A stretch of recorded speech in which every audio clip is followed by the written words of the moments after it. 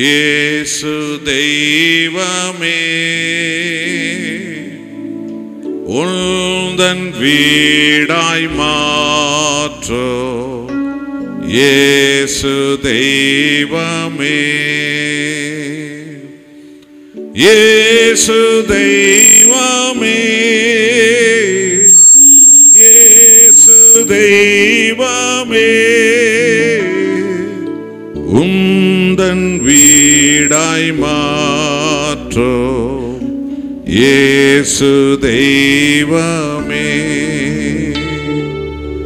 எந்தன் உள்ளம் தங்கும். எல்லோரும் இயேசு தெய்வமே உந்தன் வீடாய் மாற்றோ. இயேசு தெய்வமே, எல்லோரும் இயேசு தெய்வமே, இயேசு தெய்வமே உந்தன் வீடாய் மாற்றோ. இயேசு தெய்வமே உந்தன் வீடாய் மாற்றோ. இயேசு தெய்வமே.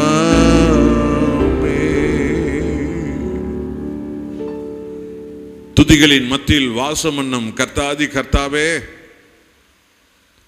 ஒளியின் கடவுளே, அக்கினியின் கடவுளே, ஆவியான கடவுளே, சர்வத்தை உண்டாக்கிய கடவுளே, மனித குலத்தின் மேல் நீர் வைத்த மகிமையான நித்திய அன்பு எங்களைப் போல் மனித உடல் எடுத்து எங்கள் கர்த்தராக இயேசு கிறிஸ்துவாக இந்த உலகத்திற்கு வந்து எங்கள் அக்கிரமங்களை, எங்கள் பாவங்களை, எங்கள் சாபங்களை, எங்கள் துக்கங்களை, எங்கள் நோய்களையும், எங்களுடைய வேதனைகளையும், பாவத்தின் சம்பளமான சாவையும் நீர் சிலுவையில் உண்மையில் ஏற்றுக்கொண்டு உம்முடைய ஜீவனை எங்களுக்கு கொடுத்து நியாய பிரமாணத்தை நிறைவேற்றி எங்களை நீர் மீட்டு கொண்டீரே.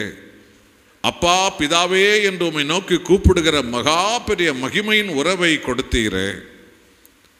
நான் உன் வீட்டில் வந்து தங்க வேண்டும், நீ சீக்கிரமாக கீழே இறங்கு என்று அழைக்கிறவரே. ஒவ்வொருவரும் தங்கள் சுயத்தை விட்டு சீக்கிரமாய் இறங்கும்போது, பெருமை விட்டு சீக்கிரமாய் இறங்கும்போது, உலக சுயத்தை விட்டு சீக்கிரமாய் கீழே இறங்கும்போது அவர்கள் வீட்டில் கர்த்தர் நீ நுழைந்து அவர்களோடு தங்க நீ சித்தமாய் இருக்கிறீர். இதோ இந்த இறுதி நாள் கூட்டத்தில் இந்த ஊழியம் முடிய பெறுவதில்லை. இன்றைக்கு இந்த ஊழியம் ஆரம்பமாகிறது. ஒவ்வொரு வீடுகளிலும் ஜப வீடாய் அது மாறப்போகிறது.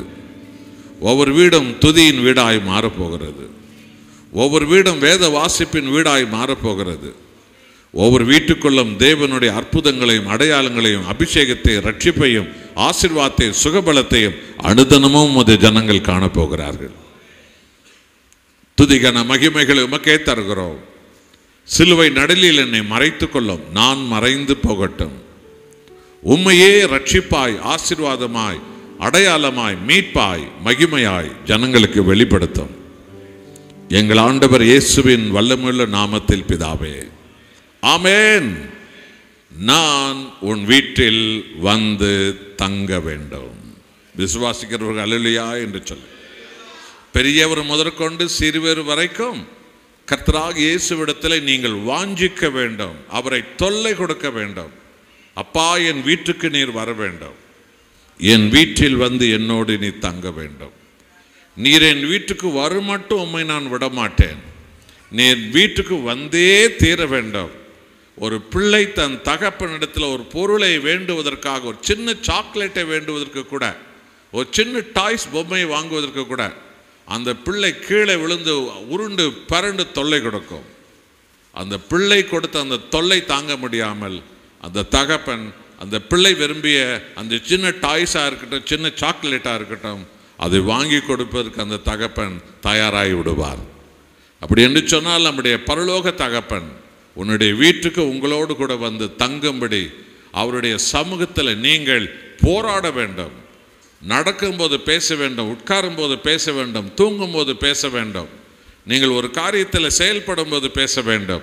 என் வீட்டுக்கு என் கர்த்தராகிய இயேசுவே என் வீட்டுக்கு நீர் வந்தே தீர வேண்டும், அதை நான் பார்க்கட்டும் என்று சொல்லி அனுதினமும் அனுதினமும் அனுதினமும் ஒவ்வொரு நேரத்திலும் கர்த்தருடைய சமூகத்தில் நீங்கள் கெஞ்சுங்கள், வருந்தி அலையுங்கள், அவருக்கு தொல்லை கொடுத்து அவரை கூப்பிடுங்கள். என் வீட்டுக்கு நீர் வந்தே ஆக வேண்டும் என்று சொல்லி நீங்கள் அழைக்க வேண்டும். கர்த்தர் உங்கள் வீட்டுக்கு இன்று முதல் உங்களோடு கூட அவர் வருவார். கைகளை தட்டி ஆண்டவருக்கு நாம் எல்லாருமாய் நன்றி செலுத்த வேண்டும். ஒரு முறை ஒரு சபையில் ஏறக்குறைய ஒரு 10-15 வாலிப தம்பிமார்கள் அந்த போதகரிடத்தில் வந்து சொன்னார்கள், பாஸ்டர், உங்களை போல நாங்களும் பாஸ்டராக மாற விரும்புகிறோம், ஆகவே எங்களை பைபிள் காலேஜில் நீங்கள் கொண்டு போய் சேர்ப்பதற்கு எல்லா ஏற்பாடுகளை செய்யுங்கள் என்று சொன்னபோது அந்த போதகருக்கு அது ரொம்ப சந்தோஷமாக போய்விட்டது. அதை அவர் பிஷப்புக்கு தெரிவித்தார். ஐயா, இது போல் எங்கள் சபையில் 10-15 வாலிப தம்பிமார்கள் எல்லாருமாய் பாஸ்டருக்கு படிக்கணும்னு விரும்புகிறாங்க என்று சொன்னபோது பிஷப்புக்கு ரொம்ப ஆச்சரியமாக போய்விட்டது.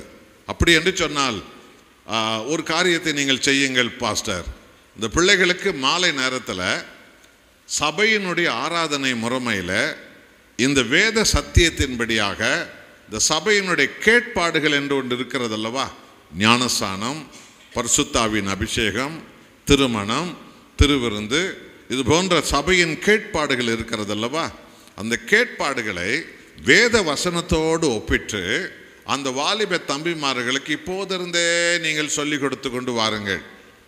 ஏற்ற நேரம் வரும்போது நான் உங்கள் சபைக்கு ஒரு நாள் வந்து அந்த வாலிப தம்பிமார்களை பைபிள் காலேஜில் சேர்ப்பதற்கான எல்லா ஆயத்தத்தை நான் ஏற்பாடு செய்து விடுகிறேன் என்று சொன்னார்.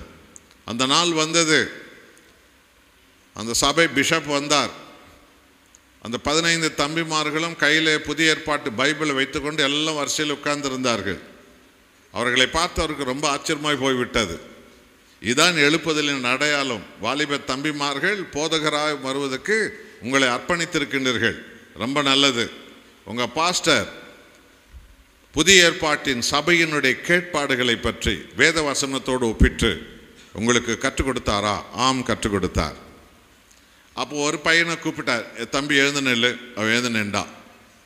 திருமணம் என்பது பரிசுத்த வேதத்தின் ஒரு பரிசுத்த ஒரு கேட்பாடு.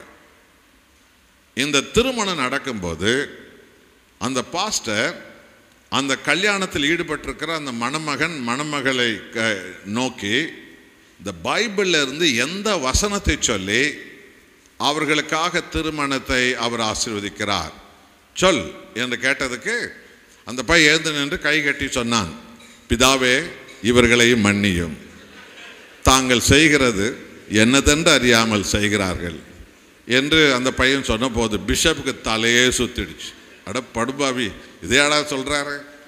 தேவன் இணைத்ததை மனுஷன் பிரிக்காதிருக்கட்டும் என்றல்லவா சொல்றாரு, நீ என்னடா மாற்றி பேசுற? சொன்னதுக்கு அந்த பையன் சொன்னா, ஐயா மன்னிக்கணும், எனக்கு இப்போ 24 வயசாச்சு. இந்த 24 வயசில் எனக்கு கருத்து தருந்த நாளிலிருந்து எங்கள் அம்மாவும் அப்பாவும் சண்டை போடாத நாளே கிடையாது. எங்கள் அப்பாவை எப்போ பார்த்தாலும் என் அம்மா அப்பா சொல்லார், போய் நீ போய் என் தலையில் வந்து விடிஞ்சிய அப்படின்னு சொல்லுவார். எங்கள் அம்மா எங்கள் அப்பா சொல்லுவாங்க, போய் உங்களை போய் கட்டிக்கண்ணே. அப்போவே என் அம்மா சொன்னான், 4-5 மாப்பிள்ளையை பார்த்துருக்குறேன், அதில் ஒன்று தேர்ந்தெடு, இந்த ஆளெல்லாம் வேண்டான்னு அப்போவே சொன்னான் என்று சொல்ல எப்போ பார்த்தாலும் சண்டை நடந்தாலும் இவர்கள் அந்த திருமணம் ஆன அந்த 4 பிரச்சனையை வைத்துத்தான், ஐயோ உன்னை போய் என் தலையில் நான் கட்டி கொண்டேனே, உங்களுக்கு நான் போய் மனைவியாக வந்தேனே என்று சொல்லி இப்படியே அவர்கள் சண்டை போட்டு கொண்டிருந்த நான் பார்க்க நான் ஒரு முடிவுக்கு வந்துட்டேன். என்ன முடிவு என்றால், இதை தேவன் இணைக்கவே இல்லை, இதை தேவன் இணைக்கவே இல்லை.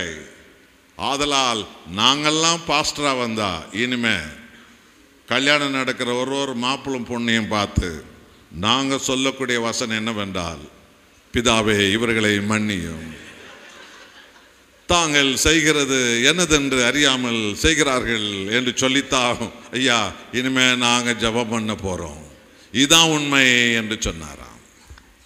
என் அன்பானவர்களே, நீங்கள் நன்றாக சிரித்து விட்டீர்களா? ரொம்ப நல்லது. ஒரு நிமிஷம் சிந்தித்து பாருங்கள். உங்களுடைய குடும்பத்தை தேவன் இணைத்திருக்கிறாரா?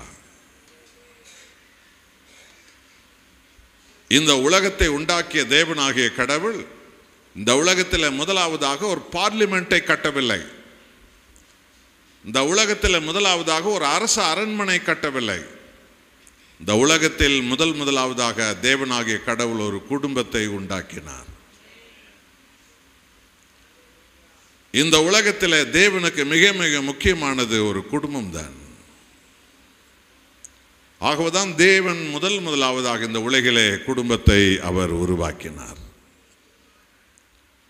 ஒரு குடும்பத்திலிருந்து தான் ஞானிகளும் அறிவாளிகளும் மேதாவிகளும், ஒரு குடும்பத்திலிருந்து தான் போதகர்களும் தீர்க்கதரிசிகளும் பாஸ்டர்களும் பிஷப்களும், ஒரு குடும்பத்திலிருந்து தான் உத்தமர்களும் உண்மை உள்ளவர்களும் நீதி உள்ளவர்களும் ஒரு குடும்பத்திலிருந்து தான் உருவாகி சமுதாயத்துக்கு வருகிறார்கள். ஒரு குடும்பத்திலிருந்து தான் அக்கிரமக்காரர்களும் அநியாயக்காரர்களும் துரோகிகளும் துன்மார்க்கர்களும் ஒரு குடும்பத்திலிருந்து தான் வருகிறார்கள். ஆகவே ஒரு குடும்பத்தை தேவன் உருவாக்கியது. மல்கியா 2ஆம் அதிகாரம் 15வது வசனத்தை பாருங்கள். அவர் ஒருவனை அல்லவா படைத்தார், தேவ பக்தியுள்ள சந்ததி வருவதற்காகவே அவர் ஒருவனை உண்டாக்கினார். தேவனாகிய கடவுள் ஒரே ஒரு குடும்பத்தை உலகில் உருவாக்கியதற்கான தரிசனம் என்ன? தேவ பக்தி உள்ள சந்ததி இந்த குடும்பத்திலிருந்து இந்த உலகத்துக்கு வர வேண்டும்.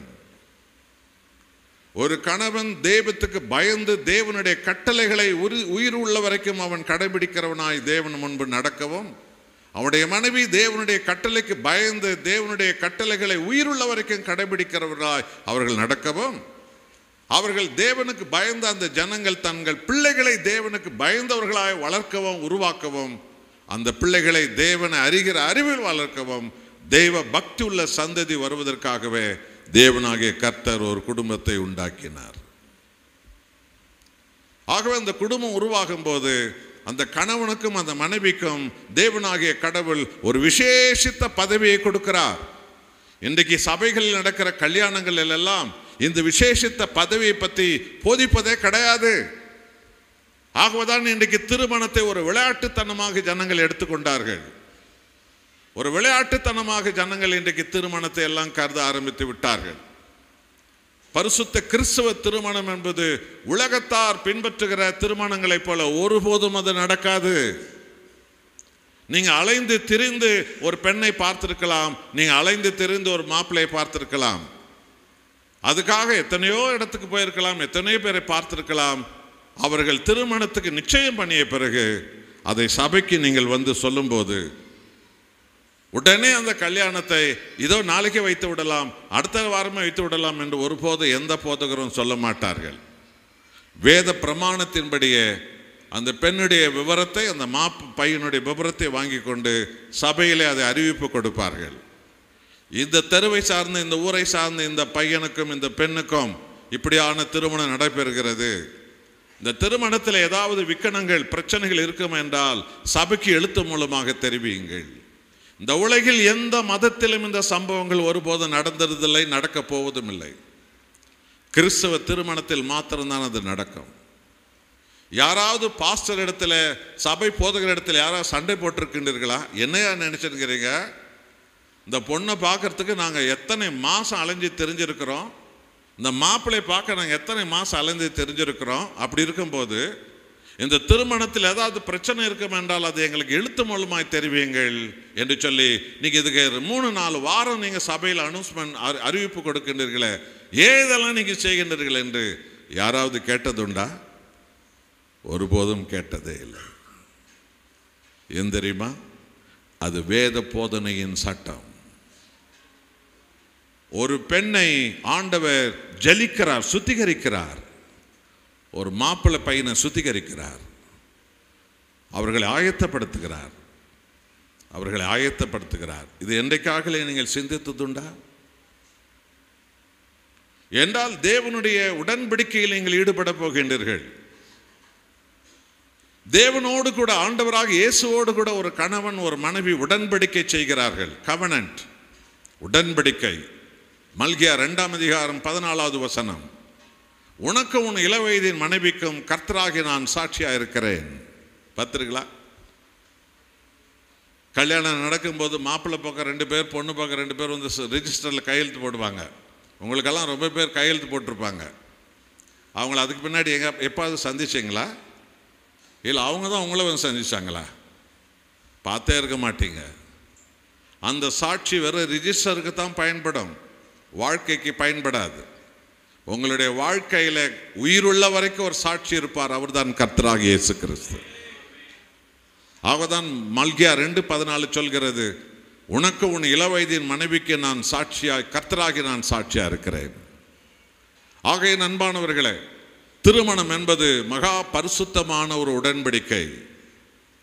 திருமண உறவு என்பது மகா பரிசுத்த தேவனோடு செய்த உடன்படிக்கை. சாவு ஒன்றுதான் உங்களை பிரிக்க முடியும். உங்கள் வாழ்க்கையில உயர்வோ தாழ்வோ, இருட்டோ வெளிச்சமோ, பகையோ சூழ்நிலைகளோ, நோய்களோ நொடிகளோ போராட்டங்களோ ஒன்றும் உங்களை பிரிக்காது என்ற உத்தரவாதம் நீங்கள் கொடுத்துத்தான் உங்களுடைய திருமண வாழ்க்கையில் நீங்கள் ஈடுபாடு காட்டுகின்றீர்கள், உங்களை அர்ப்பணிக்கின்றீர்கள். இது கர்த்தரோடு நீங்கள் செய்த உடன்படிக்கை. இந்த உடன்படிக்கை தேவன் ஒரு நாள் உங்களிடத்தில் விசாரிப்பார். ஆகதான் இந்த உடன்படிக்கை. அந்த திருமணம் நடக்கும்போது வேதத்திலிருந்து சில பகுதிகளை படிப்பார்கள். யாரும் அதில் இன்னைக்கு ரொம்ப பேர் அதில் கவனம் வைக்கிறதே இல்லை. அதில் முதல் பகுதி சங்கீதத்தில் 128ஆம் சங்கீதம் படிப்பார்கள். 2வது நிருபங்களில், கடிதங்களில் எபேசியர் 5ஆம் அதிகாரம் 22லிருந்து 33 வரைக்கும் படிப்பார்கள். அதில் மிக முக்கியமான ஒரு மகிமை அதில் மறைந்திருக்கிறது. எபேசியர் 5ஆம் அதிகாரம் 23வது வசனம், கிறிஸ்து சபைக்கு தலைவராக இருப்பது போல் ஒரு கணவன் தன் மனைவிக்கு தலைவனாக இருக்கிறான். யாராவது சிந்திச்சீங்களா? ஆண்டவராக இயேசு சபைக்கு தலைவர். ஒரு சபைக்கு பாஸ்டர் தலைவர் இல்லை, பிஷப் தலைவர் இல்லை, போப் தலைவர் இல்லை. ஆண்டவராக இயேசு தான் சபைக்கு தலைவர். அப்ப இந்த போப், இந்த பிஷப், இந்த பாஸ்டர், அந்த போதகர், அவர் இவர் என்றெல்லாம் யாரு? சபைக்கு வேலைக்காரர்கள். எஜமானன் ஆண்டவராக இயேசுவே. என்றால் சபை என்பது இயேசு கிறிஸ்துவினுடைய உடல். அவருடைய உடலுக்கு அவர்தான் எஜமானன், அவர்தான் தெய்வம். ஆகவே அவருடைய சபைக்கு அவர்தான் தலைவர். எபேசியர் 5:23 சொல்கிறது, கிறிஸ்து சபைக்கு தலைவராயிருப்பது போல ஒரு கணவன் தன் மனைவிக்கு தலைவனாக இருக்கிறார். ஆக ஒரு கணவனை தேவனாகிய கடவுள் கல்யாணம் நடக்கிற அன்றைக்கு தன் மனைவிக்கு தலைவனாக நிறுத்தி வைக்கிறார். என் அன்பான சகோதரனே, சகோதரிமார்களே, அப்போ ஒரு பெண்ணுக்கு ஆண்டவர் கொடுத்திருக்கிற பதவி என்ன? பைபிள் சொல்லுகிறது. 1 பேதுரு 3ஆம் அதிகாரம் 7வது வசனம், கணவன்மாரே உன் மனைவி பலகீனமான பாத்திரமா இருக்கிறபடியால் நீங்கள் ஜபங்களுக்கு தடை வராதபடி அவர்களோடு விவேகத்தோடு வாழ்ந்து உன் மனைவிக்கு செய்ய வேண்டிய கணத்தை செய்வாயாக. கணம் என்ற இந்த வார்த்தை பைபிளில் 3 இடத்துல தான் படிப்போம். 1 சாமுவேல் 2ஆம் அதிகாரம் 29வது வசனம், என்னை கணம் பண்ணுகிறவனே நான் கணம் பண்ணுவேன். முதல் கணம் கர்த்தாதி கர்த்தருக்கு, அல்லேலூயா சொல்லுங்க. 2வது 1 தீமோத்தேயு 5ஆம் அதிகாரம் 17வது வசனம், உங்களுக்கு திருவசனத்தை போதித்து தேவனுக்கு நேராய் உங்களை நடத்தினவர்களை இரட்டிப்பாய் கணம் பண்ணுங்கள். அவ்வளோதான் ஒரு பாஸ்டரை ஐயா பாஸ்டர்னு அழைக்கிறது. சும்மா பேச்சுக்கு அழைக்கிறதில்ல, அவர் படித்து முடிச்சதுக்காக அழைக்கிறதில்ல. இயேசு கிறிஸ்து ரத்தத்தால் கழுவப்பட்டவர் ஒரு ஊழியர். அவரை எப்பவுமே ஐயா, தகப்பன் என்ற வார்த்தை அது. ஐயா, பாஸ்டர், போதகர் என்று அழைப்பது. இந்த மதிப்பை வேதம் சொல்லியிருக்கிறது. அதை நீங்கள் கடைபிடிக்கணும். என்றைக்குமே மிக மரியாதையாக தேவ ஊழியக்காரர்களை நீங்கள் கருத வேண்டாம். என்றால் மகா மகிமையான தேவனுடைய பிரதிநிதியாக அவர்கள் உங்கள் மத்தியில் நிற்கிறார்கள். 3வதாக கணம் என்ற அந்த வார்த்தை, ரெவரண்ட் என்ற அந்த வார்த்தை யாருக்கு தெரியுமா? ஒரு குடும்பத்தை வாழ வைக்க வந்த ஒரு பெண்ணுக்கு தேவன் கணம் என்று கொடுத்திருக்கிறார். கைகளை தட்டுகளாருமா. சரி, இப்போ அந்த கணமுள்ள அந்த பெண்ணுக்கு தேவன் கொடுத்திருக்கிற பதவி என்ன தெரியுமா? நீதிமொழி 14ஆம் அதிகாரம் 1 வசனம், புத்தி உள்ள ஸ்திரீ வீட்டை கட்டுவாள். சகோதரிமார்கள்லாம் அல்லேலூயா சொல்லுங்க. நல்ல ஞாபகம் வச்சுக்கோங்க. ஒரு புருஷன் பில்டிங் கான்ட்ராக்டராக இருப்பார். அவர் பிஇ முடிச்சுட்டு நிறைய பில்டிங் எல்லாம் அப்பார்ட்மெண்ட் எல்லாம் கட்டி பில்டிங் எல்லாம் வில்லாலாம் கட்டி விற்கிறவராக இருப்பார். அது தொழில், அது வியாபாரம், அது தொழில். ஆனால் அந்த பில்டிங் கான்ட்ராக்டரான அந்த புருஷனுடைய வாழ்க்கையான வீட்டை அவர் மனைவி தான் கட்ட முடியுமே தவிர அவருடைய புருஷன் ஒரு நாளும் கட்ட தேவன் அனுமதிப்பதே கிடையாது. உங்கள் உரிமையை நீங்கள் உணர்ந்து கொள்ளுங்கள். தேவனை நீங்கள் கனப்படுத்துவது என்பது சும்மா 20 முறை அல்லேலூயா சொல்வது, 40 முறை கைத்தட்டுவது என்பதல்ல. உங்கள் சொந்த இஷ்டம் போல் நடந்து கொண்டிருப்பதல்ல தேவனை கனப்படுத்துவது என்பது. தேவனுடைய வசனத்துக்கு தக்கபடி உங்களுடைய சுவாபங்களை மாற்றிக்கொண்டு, உங்கள் உணர்வுகளை மாற்றிக்கொண்டு, உங்கள் புத்தி அறிவை மாற்றிக்கொண்டு நீங்கள் நடக்க கற்றுக்கொள்ள வேண்டும். ஆக ஒரு பெண்ணை வைத்து கர்த்தர் வீட்டை கட்டுகிறார். ஒரு கணவனை அந்த பெண்ணுக்கு கர்த்தர் தலைவனாக வைத்திருக்கிறார். இது தேவன் தந்த மாபெரும் ஸ்லாக்கியம். என் அருமையான தேவ ஜனங்களே, இந்த ஸ்லாக்கியத்தில் தான் கர்த்தர் உங்களுக்கு கர்ப்பத்தின் கனியான பிள்ளைகளை கொடுக்கிறார். அந்த பிள்ளைகள் உங்களுடையவர்கள் அல்ல, அவர்கள் தேவனுடையவர்கள். 127ஆம் சங்கீதத்தில் 4வது வசனம் சொல்கிறது, கர்ப்பத்தின் கனி கர்த்தர் தரும் ஈவு கொடை. உன்னுடைய மகனோ மகளோ தேவன் உனக்கு பரிசாக ஆசீர்வாதமாக கொடுத்திருக்கிறார். ஆகைய அன்பான தேவனுடைய ஜனங்களே, உங்களுடைய பிள்ளைகளை கர்த்தர் உங்களுக்கு மிக விசேஷித்த பரிசாய் கொடுத்திருக்கிறதுனால அந்த பிள்ளைகளை கர்த்தருக்கு நேராக நீங்கள் நடக்க வேண்டும். ஒரு புருஷனை மனைவி முழங்கால் போட்டால் அவங்களுடைய 1.5 வயசு குழந்தை முழங்கால் போடும். ஒரு புருஷனை மனைவியின் கைகளை வைத்து அப்பா என்று சொன்னார், 2 வயசு பிள்ளை அப்பா என்று கையை உயர்த்தோம். ஒரு புருஷன மனைவியும் தேவனுடைய வசனத்தின்படி ஒழுக்கத்தை உத்தமத்தையும் பின்பற்றி நடந்தால் அவருடைய பிள்ளைகள் அந்த ஒழுக்கத்தை உத்தமத்தை பின்பற்றி நடக்க ஆரம்பிக்கும். தேவன் உங்களுக்கு தந்த குடும்பத்தினுடைய ஆசீர்வாதமான அபிஷேகம் இதுதான். ஒரு புருஷக்காரன் பக்கத்தில் மேஜை மேலே சாராய பாட்டில் வச்சுட்டு அந்த பிள்ளை பக்கத்தில் சிகரெட் பிடிச்சு உட்கார்ந்தா அந்த 5 வயசு பிள்ளை அதை பார்த்து கொண்டிருக்கோம். அந்த பிள்ளை சிந்திக்கும், நானும் எங்கள் அப்பா வாயில் என்னமோ ஊதுபத்தி வச்சு கொளுத்தின்னுக்கிறாரு, நானும் அதை மாதிரி ஒரு ஊதுபத்தி வாங்கி கொளுத்திக்கலாம். இந்த பிள்ளை நினைப்பான் தானே? உணர்ந்து பாருங்க. இன்றைக்கு உங்களுடைய குடும்பங்களில் எத்தனை சீரழிவு. எதுக்காக? நீங்கள் தேவனுடைய வார்த்தையின்படி நடக்காமல் சுயமாய் ஊரை பார்த்து, உலகத்தை பார்த்து, டிவியை பார்த்து, சீரியலை பார்த்து, அவனை பார்த்து, இவனை பார்த்து, வேலை செய்கிற இடத்துல இருக்கிறவனை பார்த்து, அந்த தெருவில் இருக்கிறவனை பார்த்து நீங்களாம் குடும்பம் நடத்தின்னு இருக்கிறீங்க. சபைகளில் இன்னைக்கு 10 முறை சொன்ன அல்லேலூயாவை 20 முறை சொல்ல கத்துங்கிறீங்க. ஆனால் உங்கள் சொந்த வாழ்க்கையில நீங்கள் சாட்சி, கிறிஸ்தவ சாட்சி என்பதை நீங்கள்லாம் மறந்து விட்டீர்கள். இந்த வேத சத்தியம் சொல்லுகிறதைத்தான் கர்த்தர் கடைபிடிக்கும்படி உங்களை அழைத்திருக்கிறார். நீதிமொழி புஸ்தகம் 22ஆம் அதிகாரம் 6வது வசனம், பிள்ளையானவன் நடக்க வேண்டிய வழியில் அவனை நடத்து. நடத்து என்றால் அர்த்தம் என்ன தெரியுமா? கூட நீ நட. உன் மகன் உத்தமமாய் நடக்கணும்னா கணவன்மாரே, தகப்பன்மாரே, தாய்மாரே, நீ உத்தமனாய் நட. உன் மகள் உத்தமையா நடக்கணும்னா சகோதரி நீ உத்தமையா நட. பிள்ளைகள் வளர வளர தன் தாய் தகப்பனுடைய நடை உடை பவனையே பார்த்து கொண்டிருப்பார்கள். அம்மா தலை சீவுற மாதிரி தான் பொண்ணு தலை சீவ பழகும். அம்மா உடுத்துற மாதிரி தான் பொண்ணு உடுத்த பழகும்.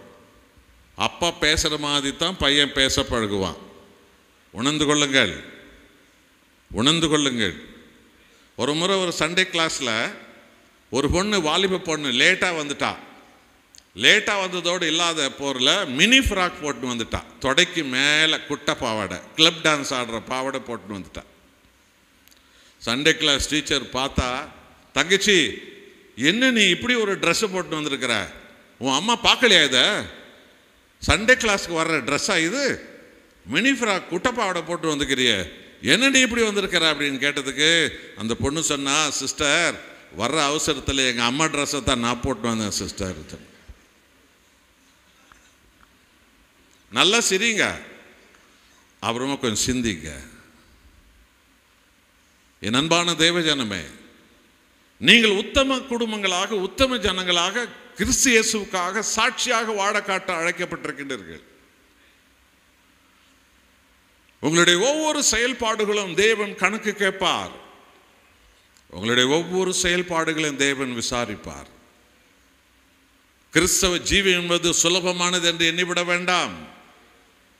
அது கணக்கு கொடுக்க வேண்டிய ஒன்று. ஒவ்வொன்றுக்கும் கர்த்தருக்கு முன்பு ஒவ்வொரு ஆத்மாவும் போய் கணக்கு சொல்லணும். ஆமென் அன்பானவர்களே. ஆக பிள்ளை நடக்க வேண்டிய வழி எது? நீங்கள் அந்த வழியில் அந்த பிள்ளையை நடத்தணும். 2 தீமோத்தேயு 1:5 பவுல் எழுதுகிறார், தீமோத்தேயை பற்றி எழுதுகிறார். அன்பு மகன் தீமோத்தேயுவே, உன்னிடத்தில் இருக்கிற இந்த விசுவாசம் முன்பு உன் பாட்டியாகி லோவிசால் இடத்தில் இருந்தது. உன் பாட்டியாகி லோவிசால் அந்த இயேசு கிறிஸ்துவுக்குள் உறுதியான விசுவாசத்தில் வாழ்ந்து காட்டினாள். அந்த விசுவாசத்தில் அவள் தன் மகள், அதாவது உன் தாய் ஐனிக்கையாளை வளர்த்தாள். உன் தாயாக ஐனிக்கையால் உன் பாட்டியின் விசுவாசத்தை அப்படியே பின்பற்றி உன் தாய் ஐனிக்கையால் வளர்ந்தாள். அந்த ஐனிக்கையாலான உன் தாயின் விசுவாசத்தில் இன்றைக்கு நீ வளர்ந்திருக்கிறாய். சொல்லுங்க, உணர்ந்து பாருங்க. 3 தலைமுறையில் ஒரு விசுவாசம் வந்திருக்கிறது. இன்றைக்கு உங்களுடைய குடும்பத்தின் நிலைமை என்ன? பிசாசு அன்பானவர்களே, முதல் குடும்பத்தை தேவன் உண்டாக்கினாரு. அந்த குடும்பத்தை எங்க வச்சாரு? ஏதேன் தோட்டத்தில் வச்சார். நல்ல கவனிங்க. சாத்தானுடைய தந்திரத்தை நீங்க சரியா புரிஞ்சுக்கணும். சாத்தான் மிகவும் ஞானம் உள்ளவன். தேவனுக்கு எதிர்த்து நிற்கிறான் என்று சொன்னால் அவன் எவ்வளவு ஞானம் உள்ளவனா இருந்திருக்கணும். அதை நீங்க மறந்துடக்கூடாது. தேவனாகிய கடவுள் அந்த குடும்பத்தை உண்டாக்கி ஏதேன் தோட்டத்தில் வைத்தார். பிசாசு யாரை கெடுத்தான்? தோட்டத்தை கெடுத்தானா? தோட்டத்தில் நடுவில் இருக்கிற ஆதாம் ஏவாளை கெடுத்தானா? யாரை கெடுத்தான்? ஆதாம் ஏவாளையும் கெடுத்துட்டான். ஏன் தெரியுமா? அவனுக்கு தெரியும், இவங்களை கெடுத்தா இவங்க மொத்தம் தோட்டத்தையே கெடுத்துருவாங்க. அவ புருஷனை கெடுத்தா போதும், அவன் மனைவி, புள்ள, குட்டி, குடும்பம், கோத்திரம் அத்தனை குட்டிச்சவரா பண்ணிடுவான். அவன் மனைவியை கெடுத்தா போதும், அவ புருஷன், புள்ள, குடும்பம், பெரியவன், அப்பா, அம்மா எல்லாரையும் தெருவில் கொண்டு வந்து நிற்க வச்சிருவா. அவளை கெடுப்பேன், அவனை கெடுப்பேன். எச்சரிக்கை. பிசாசு ஏதேன் தோட்டத்தை கெடுக்கவே இல்லை. பிசாசு உங்க வீட்டை உடைக்க மாட்டான். உங்களை கெடுத்தா போதும், நீங்க உங்க வீட்டை உடைச்சிருவீங்க. பிசாசு உன்னுடைய வியாபாரத்தை கெடுக்க மாட்டான். உன்னை கெடுத்தா போதும், நீ வியாபாரத்தை கெடுத்துருவ. பிசாசு உன்னை கெடுத்தா போதும், நீ உன் பிள்ளைகளை கெடுத்துருவ. சாத்தான் புத்தியை கெடுத்தா போதும், நீ உன் தலைமுறையை கெடுத்துருவ. உணர்ந்து பாருங்க,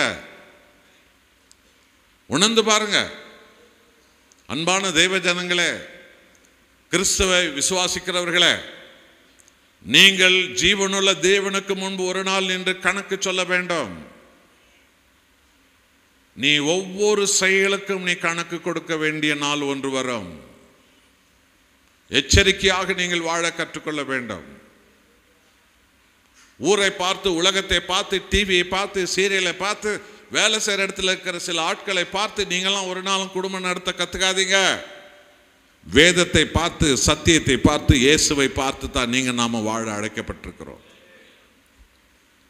ஆகைய அன்பான தேவ ஜனங்களே, கர்த்தராகிய தேவன் அந்த குடும்பங்களுக்கு வாழும் வழிமுறைகளுக்கு ஆண்டவர் சத்தியத்தை கொடுத்திருக்கிறார். உபாகமம் 6:6-7 பாருங்க. உபாகமம் 6:6-7. இஸ்ரவேலே கேள், நம்முடைய தேவனாகிய கர்த்தர் ஒருவரே நம்முடைய கர்த்தர். நாம் ஒரே தேவனை விசுவாசிக்கிறோம். அந்த ஒரு தேவன், அந்த சர்வ வல்லமுள்ள தேவன் நமக்கு பிதாவாகவும், நம்மை பாவ அக்கிரமத்திலிருந்து, சாபத்திலிருந்து, சாத்தான் பிடியிலிருந்து, சாவின் பிடியிலிருந்து மீட்கிற உலக ரட்சகர் இயேசுவாகவும், குமாரனாகவும், நம்மை உயிருள்ள காலமெல்லாம் நமது ஆவி ஆத்மா சரீரத்தில் வாசம் பண்ணுகிற பரிசுத்த ஆவியாகவும் அந்த ஒரே தேவன் நமக்கு அவர் வெளிப்பட்டார். கைகளை தட்டி கர்த்தருக்கு நன்றி செலுத்துவோம்.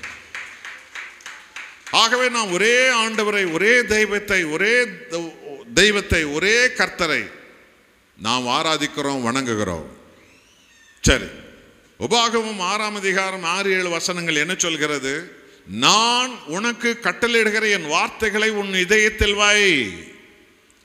விசுவாசியே, கணவனே, மனைவியே, பிள்ளைகளே, தம்பி, தங்கச்சி, போதகர்களே, ஊழியக்காரர்களே, ஊழியக்காரிகளே, கர்த்தர் சொல்லுகிறார், நமது எஜமானன் சொல்லுகிறார், நம்முடைய தேவன் சொல்லுகிறார், நான் உனக்கு போதிக்கிற என் வார்த்தைகளை உன் இதயத்தில் வை. என்றால் இதயத்தில் இருந்தால் தான் அது வாயில வரும். வாயில வந்தாதான் உன் வாழ்க்கை அப்படி இருக்கும். ஆகவே என் வார்த்தைகளை உன் இதயத்தில் வை. அந்த வார்த்தைகளை உன் பிள்ளைகளுக்கு நீ கருத்தாய் போதிக்க வேண்டும். பார்த்தீர்களா? பிள்ளைகளுக்கு பாஸ்டர் யார் தெரியுமா? அம்மாவும் அப்பாவும் தான். பிள்ளைகளுக்கு சண்டே கிளாஸ் டீச்சர் அம்மாவும் அப்பாவும் தான். பிள்ளைகளுக்கு டாக்டர் அம்மாவும் அப்பாவும் தான். பிள்ளைகளுக்கு ஜட்ஜி வந்து அம்மாவும் அப்பாவும் தான். பிள்ளைகளுக்கு டீச்சர் அம்மாவும் அப்பாவும் தான். முதல்ல பிள்ளைகளுக்கு போலீஸ்காரர் அம்மாவும் அப்பாவும் தான். தவறை தவறு என்று சொல்வார்கள், நீதியை நியாயம் என்று சொல்வார்கள். பிள்ளைகள் பலகீனப்படும் போது அவர்கள் டாக்டர்களாக மாறுவார்கள். அந்த பிள்ளைகளை அவர்கள் தேவனுக்கு நேராய் நடத்துகிற சண்டே கிளாஸ் டீச்சராக இருப்பார்கள். அந்த பிள்ளைகளுக்கு அவர்களும் முழங்காலிட்டு அந்த பிள்ளைகளை முழங்காலிட வைத்து கர்த்தர் செய்த நன்மைகளுக்கு நன்றி சொல்ல வைக்கும் பாஸ்டராய், போதகராய் அந்த பிள்ளைகளுக்கு இருப்பார்கள். இது தேவன் உங்களுக்கு கொடுத்திருக்கிற மகா பெரிய சிலாக்கியம். ஆகவே நான் உனக்கு கட்டளையிடுகிறேன் வார்த்தைகளை உன் இதயத்தில் வை. இந்த வார்த்தைகளை உன் பிள்ளைகள் இடத்துல கருத்தாய் பேசு, போதி. எப்படி போதிக்கணுமா? 4 வழியில். ஒன்று, வீட்டில் இருக்கும்போது உங்க வீட்டில் பெரியவங்களை எப்படி மதிக்கணும், ஒரு பொருள் எப்படி பகிர்ந்து சாப்பிடணும், ஒருத்தர்கிட்ட ஒருத்தர் வந்து ஒத்துழைப்பு எப்படி கொடுக்கணும், ஒருத்தருக்கு ஒருத்தர் எப்படி சேவை செய்யணும், எப்படி எப்படி இந்த வேலையை நாம் செய்யணும், எப்படி நாம் எல்லாரும் நேசிக்கணும், இதை பெற்றோர்கள் தங்கள் பிள்ளைகளுக்கு சொல்லி கொடுக்கணும். இதைத்தான் அந்த பிள்ளைகள் நாளைக்கு வாழப்போற வீட்டில் செய்ய போகிறார்கள். ஆகவே உங்கள் பிள்ளைகளுக்கு நீங்கள் இதை போதிக்க வேண்டும். 2வது, வெளியில நடக்கும்போது வெளியில யாரோடு பேசணும், யாரோடு பேசக்கூடாது, வெளியில என்ன குப்பை இருக்கிறது, என்ன சாணி இருக்கிறது, வெளியில என்ன குழி இருக்கிறது, எந்த குழியில போய் விழுந்துடக்கூடாது, எந்த குப்பையில போய் சிக்கிடக்கூடாது, வெளியில நீ எப்படி நடக்கணும் என்று பிள்ளைகளுக்கு ஒவ்வொரு பெற்றோரும் சொல்லித்தர வேண்டும். ஆண்டவராக இயேசு கிறிஸ்துவனுடைய சத்திய போதனைகளை நீங்கள் கடைபிடிப்பீர்கள் என்றால், அவருடைய வார்த்தை நீங்கள் கனப்படுத்துவீர்கள் என்றால், இப்படித்தான் நீங்கள் நடக்க வேண்டும். 3வது, உறங்குவதற்கு முன்பு. வேலையிலேருந்து வந்துட்டீங்க, கம்பெனிலேருந்து வந்துட்டீங்க, ஆஃபீஸ்லேருந்து வந்துட்டீங்க, ஸ்கூல்லேருந்து வந்துட்டாங்க. இந்த நாளில் உங்களை எப்படி தேவன் நடத்தினார் எல்லாரும் வட்டமாக உட்காந்து பேசுங்க. அந்த பிள்ளைகளுக்கு தெரியணும், இப்படியெல்லாம் உங்களை நடத்தினாராப்பா, ஆமாம். அம்மா, இப்படியெல்லாம் உங்களை ஆண்டவர் தப்பு வச்சாரா, ஆமாம். இப்படியெல்லாம் உங்களுக்கு ஆசீர்வாதம் தான், ஆமாம். அப்போ அந்த பிள்ளைகளுடைய இதயத்துக்குள்ள விசுவாச வழி உருவாகும். குடும்பத்தோடு கூட அவர்கள் ஜெபிக்கிறார்கள், நன்றி சொல்கிறார்கள். உறங்குவதற்கு முன்பு. 4வது, விழித்தெழுந்த பின்பு. காலை பொழுது விடிஞ்சிடுச்சு, அவர் கம்பெனிக்கு போவார், தொழில் போவார், வேலைக்கு போவார், காலேஜ் போவார், ஸ்கூல் போவார். விழித்தெழுந்த பிறகு ஒருவரும் தேவனுடைய சமூகத்தில் தன்னை அர்ப்பணித்து அவருடைய பாதைகளை நோக்கி அவர்கள் செல்ல வேண்டும். இப்ப சொல்லுங்க, உங்க குடும்பங்களில் எல்லாம் தெய்வத்தினுடைய ஆளுகை இருக்கிறதா? இல்லை இயேசுநாதர் ஏதோ போட்டோவில் வச்சுட்டு 2 கேனில் கொளுத்திட்டு உங்க வேலையை பார்த்துங்கிறீங்களா?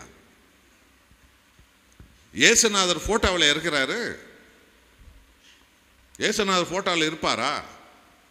எவனோ ஒருத்தன் குடிகாரன் வரைஞ்ச பெயிண்ட்ல இயேசு கிறிஸ்து இருப்பாரா? அது இயேசு கிறிஸ்து அல்ல. அது picture of Jesus. That not the Jesus. அவர் சிலை அல்ல, அவர் பெயிண்ட்ல வர்றவர் அல்ல, அவர் சர்வ வல்லவர், அவர் உங்களுக்குள் இருக்கிறவர். எபேசியர் 3:17 என்ன சொல்கிறது? விசுவாசத்தினால கிறிஸ்து உங்களுக்குள் இருக்கிறார். ஆண்டவர் இயேசு ஒரு நாள் உங்களிடத்துல இருந்து பேசுவார். எங்கிருந்து தெரியுமா? இங்கிருந்து சத்தம் வரும், மகனே உன்னோடு இருக்கிறேன், மகளே உன்னோடு தான் நான் இருக்கிறேன். இங்கிருந்து ஒரு குரல் வரும். அந்த சத்தத்தை கேட்பதற்கு நீங்க உலக சத்தத்தை எல்லாம் கேட்கறத விட்டுடுங்க. அந்த தெய்வ சத்தத்தை கேட்பதற்கு நீங்கள் ஆயத்தமாகுங்க.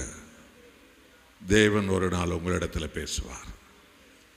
ஆகைய அன்பான தேவ ஜனங்களே, உங்களுடைய குடும்பங்களை தேவன் அவருடைய வசனத்தினால், அவருடைய ஆவியால் அவருடைய உடன்படிக்கையால் கணவன் மனைவி உறவு, பெற்றோர் பிள்ளைகள் உறவை தேவன் தன்னுடைய அன்பின் ஆவியால் நிரப்பி அவர் வைத்திருக்கிற. உங்களை பார்த்து தானங்க ஊரில் இருக்கிறவன்லாம், கடவுள் பக்தி இருக்கிறவனாலும் உங்களை பார்த்து தானங்க அவன்லாம் நல்லவனாக வாழ கற்றுக்கணும்.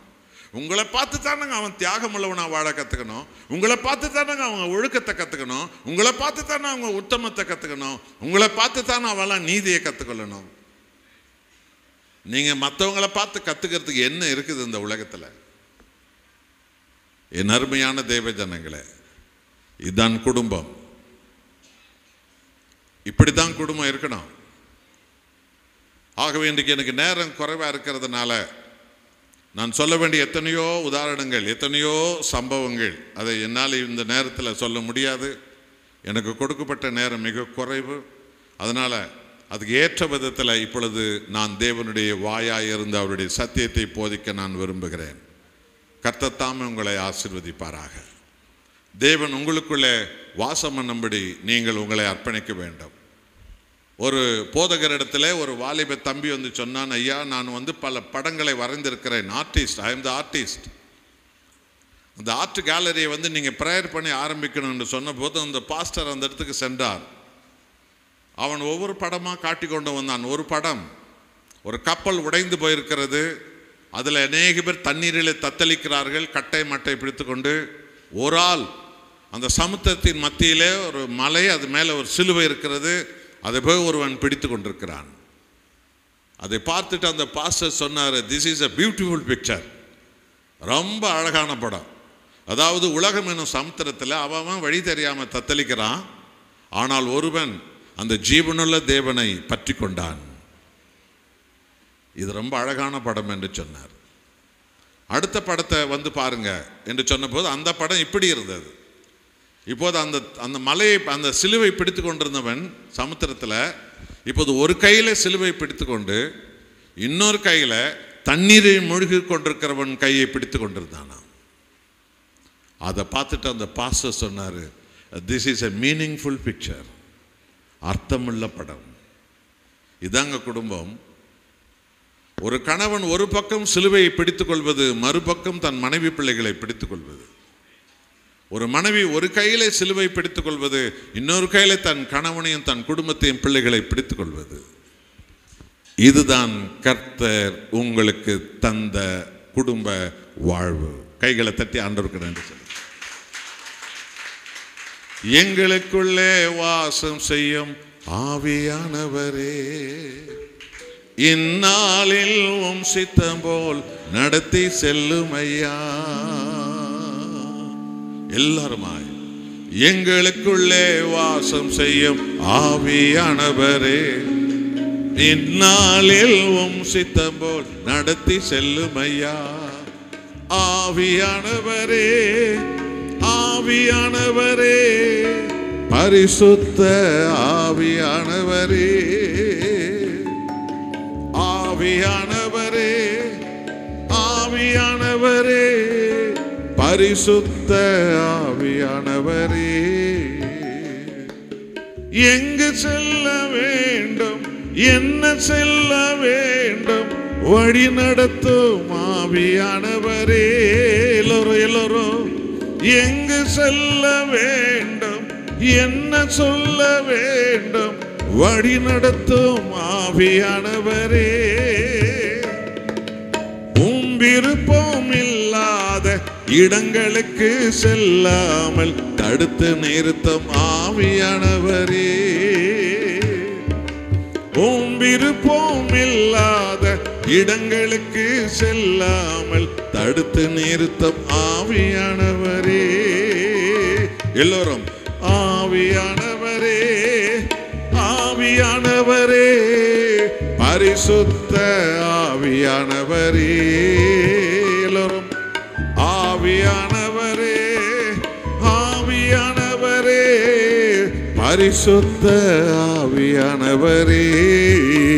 எல்லோரும் எங்களுக்குள்ளே வாசம் செய்யும் ஆவியானவரே, இந்நாளில் உம் சித்தம் போல் நடத்தி செல்லும் ஐயா. எங்களுக்குள்ளே வாசம் செய்யும் ஆவியானவரே, இந்நாளில் உம் சித்தம் போல் நடத்தி செல்லும் ஐயா. இந்நாளில் உம் சித்தம் போல் நடத்தி செல்லும் ஐயா. இந்நாளில் உம் சித்தம் போல் நடத்தி செல்லும் ஐயா. எல்லோரும் கைகளை உயர்த்தி ஆண்டவராகிய இயேசுவே சொல்லுங்க எல்லாருமாய், என் வீட்டுக்கு வாரும். நீர் இல்லாமல் இனி நான் வாழ முடியாது. என் வீட்டுக்கு நீர் வாரும். நான் உன் வீட்டில் வந்து தங்க வேண்டும். நாம் வாழ தெரியாமல் வாழ்ந்து கொண்டிருக்கிறோம். ஆகவேதான் கர்த்தாதி கர்த்தர் தேவாதி தேவன் நம்மோடு நம் வீட்டில் வாழ அவர் பரலோகத்திலிருந்து இந்த உலகத்துக்கு இறங்கி வந்தார். ஆண்டவராக இயேசுவின் வீட்டில் தேடுங்கள், அவர் வெளிப்படுவார். ஆண்டவராக இயேசுவினுடைய குடும்பத்தில் தேடுங்கள், அவர் வெளிப்படுவார். ஆண்டவராக இயேசு உங்கள் வீட்டில் அனுதினமும் நீங்கள் தேடுங்கள். நீங்கள் தேவனுடைய சமூகத்தில் முழங்கால் போடும் போதெல்லாம் அவர் அங்கு வருவார். அவருடைய வாக்குத்தத்தம் என்ன? மத்தேயு 18:20, எங்கே 2 பேர் கணவன் மனைவி 3 பேர் அவருடைய பிள்ளைகளும் என் நாமத்தில் ஒன்று கூடி இருக்கிறார்களோ அங்கே அவர்கள் நடுவில் நான் இருக்கிறேன். கைகளை தட்டுங்க எல்லாருமே. பார்த்தீர்களா? உங்க வீட்டில் தேடுங்கள் தேவனை. உங்கள் வீட்டில் தேடுங்க தேவனை. கர்த்தராகிய இயேசு உங்க வீட்டில் தேடுங்க. இன்றையிலிருந்து தேடுங்க. இந்த 2023 வருஷம் ஆண்டவராகிய இயேசுவை உன் வீட்டிலே நீ வரவேற்க வேண்டும். உங்கள் வீட்டிலே நீங்கள் அவரை தேட வேண்டும். என் அன்பானவர்களே, இதோ இந்த மனிதன்,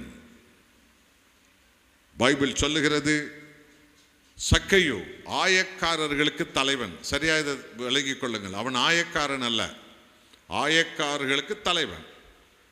மத்தேயு 9:9 நீங்கள் பார்த்தீர்கள் என்றால் மத்தேயு ஆயக்காரன் என்று தன்னை அவர் வெளிப்படுத்துகிறார். அவர் ஒரு கிராமத்துக்கு, அதாவது அந்த அந்த பகுதிக்கு, கப்பர்நகூம் என்று சொல்லும் அந்த கலிலேய கடற்கரை ஓரத்தில் இருக்கிற கப்பர்நகூம் என்ற அந்த கிராமத்துக்கு அவர் வரி வசூலிக்கிற அதிகாரி மத்தேயு. ஆனால் இந்த சக்கையு யார் தெரியுமா? இந்த அதிகாரிகள், வரி வசூலிக்கிற அதிகாரிகள் எல்லாருக்கும் அவர் தலைவர். அப்போ நம்ம இந்திய நாட்டின் சட்டப்படி இதை சொல்ல முடியும் என்ற என்னப்படி சொல்வது, அவர் ஒரு கலெக்டர், அவர் இன்கம் டேக்ஸ் கமிஷனர், ஒரு ஐஏஎஸ் ஆஃபீஸர் இந்தியாவில்.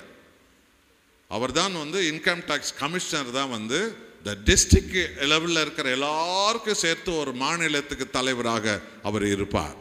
அவர் தான் இந்த சக்கையு. இந்த சத்தியத்தை நீங்கள் சரியாக வழங்கிக் கொள்ளணும். இயேசு எப்படிப்பட்டவரோ என்று அவரை பார்க்க அவர் வகை தேடினாராம். நல்ல கவனிங்க, வேதம் என்ன சொல்லுகிறது பாருங்க.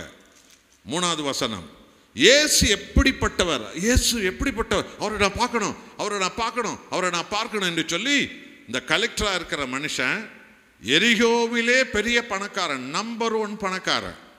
அவருக்கு எவ்வளோ பணம் இருந்திருக்கிறோம்? ரோமில் அந்த டாக்குமெண்ட் வச்சிருக்கிறாங்க. ரோமில் போனால் அந்த டாக்குமெண்ட் எல்லாம் பார்க்கலாம். 4000 கோடி சொத்து அவருக்கு இருந்திருக்கிறது.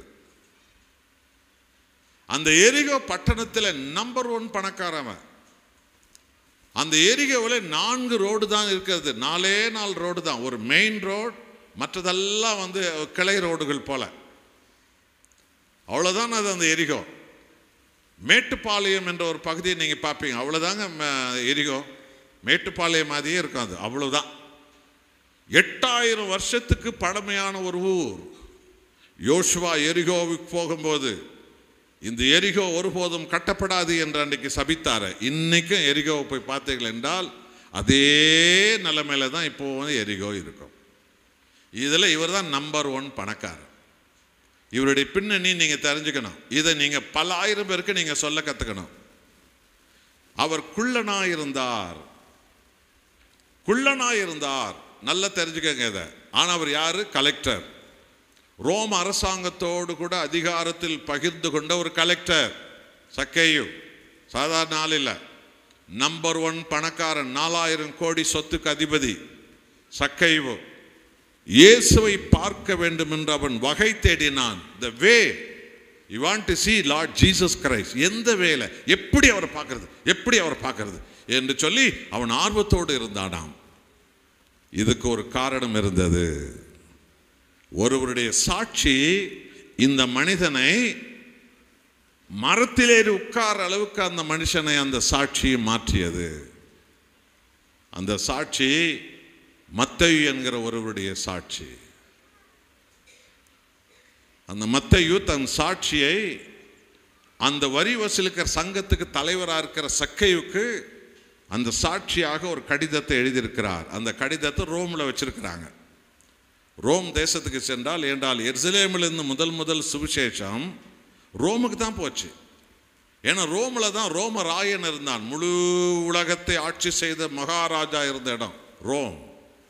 அங்குதான் மகிமையின் ராஜா இயேசு வருகிறார் என்ற செய்தியை பவுலும் பேதுருவும் போய் அந்த உலக ராஜாவுக்கு அறிவித்து ரோம் ராஜ்யத்தை உடைத்தார்கள் இயேசுவின் நாமத்தினாலே. அங்கிருந்தான் முழு உலகத்திற்கும் சத்தியம் பரவ ஆரம்பித்தது. விசுவாசிக்கிறீர்கள் இல்லையா சொல்லுங்க. ஆனால் தான் ரோமை இன்றைக்கு பிசாசு வந்து பிடித்து வைத்திருக்கிறார். அவர்கள் எல்லாம் இன்னைக்கு குருடாக்கி வச்சிருக்கிறான் பிசாசு. அதனால தான் ஆகைய நண்பானவர்களே, அந்த இடத்துக்கு போனால் இயேசு அடித்த தலையில் அடித்தாங்களா முள்முடி அங்கே இருக்கிறது. அவர் அடித்தாங்களா ஆணி, அது அங்கே வச்சிருக்கிறாங்க. அவர் கயிறில் கட்டி இழுத்துன்னு போனாங்களா, அந்த கயிறு அங்கே வச்சிருக்கிறாங்க. அவர் சுமந்த சிலுவை ஒரு பாகம் அங்கே இருக்கிறது. இப்படி சொல்லிக்கொண்டே போகலாம். அந்த பைபிளில் இருக்கிற அத்தனை சம்பவங்களும் சாட்சியாக ரோமில் வச்சிருக்கிறாங்க. தேவனுடைய மகா பெரிய கிருபை. ஐரோப்பா நாடுகளுக்கு நான் ஏறக்குறைய 30 வருஷங்களாக ஆண்டவராக இயேசுவின் சுவிசேஷத்தை பல சபைகள் மத்தியில் பல பேர் சபைகளாக உருவாவதற்கு தேவன் என்னையும் எடுத்து பயன்படுத்தினார். 30 வருஷங்களாக அநேக நூற்றுக்கணக்கான ஊழியக்காரர்கள் மத்தியில் நான் ஏறக்குறைய 28 முறை ரோம் தேசத்துக்கு நான் போயிருக்கிறேன், போய் வந்து கொண்டிருக்கிறேன். இப்போது நான் போகிறேன் ரோம் தேசத்துக்கு. அங்கே போகும்போதெல்லாம் இந்த சுவிசேஷம் எருசலேமிலிருந்து ரோமுக்கு வந்ததல்லவா, அங்கு என்ன நடந்தது என்ற அந்த சம்பவம் சாட்சிகள் எல்லாம் அப்படியே அந்த இடத்துல இருக்கிறது. அதை நம்ம பார்க்கணும். அங்கேதான் மத்தேயு சக்கேயுக்கு எழுதிய கடிதம் இருக்கிறது. அந்த கடிதத்தை பார்த்தால் நாம் அதிகமாக பரவசம் அடைவோம். இந்த கடிதம் தான் இந்த கலெக்டரான சக்கேவை, இந்த நம்பர் 1 பணக்காரனான சக்கேவை, அவருக்கு 300 வீடு இருந்திருக்கிறது மெயின் ரோடில். 300 வீடு அவருக்கு சொந்தம் மெயின் ரோடில். 4000 கோடி சொத்து. நான் யோசனை பண்ணி பாருங்க. மெயின் ரோடில் அவ்வளோ பில்டிங் அவருக்கு இருக்குதுங்க. ஆனால் அந்த மனுஷன் மரத்திலேறி ஏன் உட்கார்ந்து இயேசுவை பார்க்க ஆர்வம் காட்டியிருக்கிறான் என்பது இந்த ரகசியம் அந்த இடத்துல தான் அந்த கடிதத்தில் இருக்கிறது. அப்போ அந்த கடிதத்தில் மத்தேயு என்ன எழுதியிருக்கிறார்? என்னுடைய நண்பன் சக்கையுக்கு உன் நண்பன் மத்தேயு எழுதுவது, நான் கப்பர்நகூமில் வழக்கம் போல வருவோர் போவோர் இடத்துல வரி வசூலித்து கொண்டிருந்த போது ஒரு நாள் என் மேல் ஒரு தெய்வீக பிரசன்னம் இறங்கி வந்தது. அந்த பிரசன்னம் என் மேல் இறங்கி வந்த போது நான் அண்ணார்ந்து பார்த்தேன். எனக்கு முன்பு கர்த்தராக இயேசு கிறிஸ்து நின்று கொண்டிருந்தார். அவருடைய கண்களில் இருந்து ஒரு ஒளி என் மேல் மூடியிருந்தது.